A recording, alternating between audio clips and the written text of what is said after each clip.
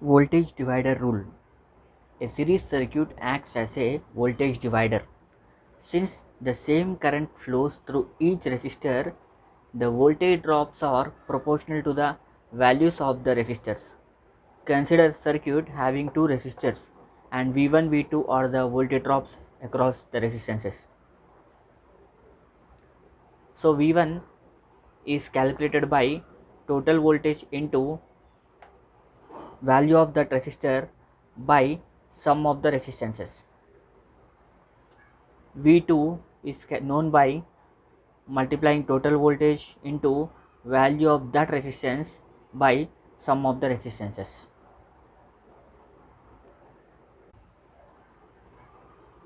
In this circuit, find voltage drops V1, V2 and V3.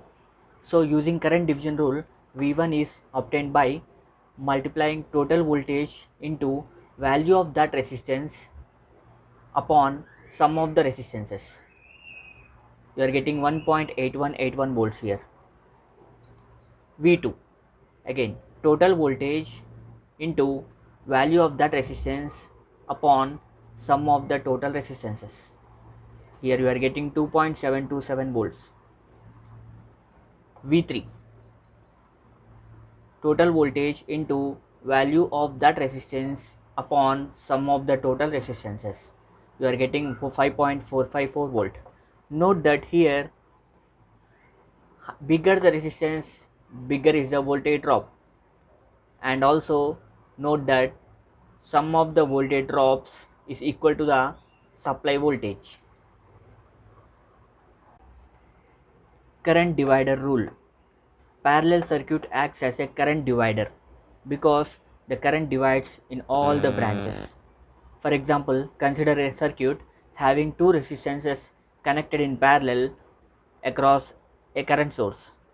The value of I1 is obtained by multiplying total current into value of opposite resistance upon the net resistance.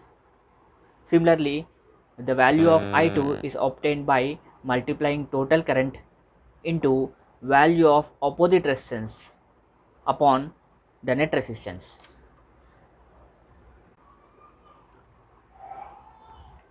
In this circuit, find currents I1 and I2. So using current division rule, I1 is obtained by multiplying total current into opposite value of resistance upon the net resistance.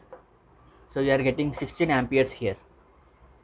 I2, total current multiplied by opposite resistance is 2 upon the net resistance 2 plus 8. So you are getting 4 amperes. Note down here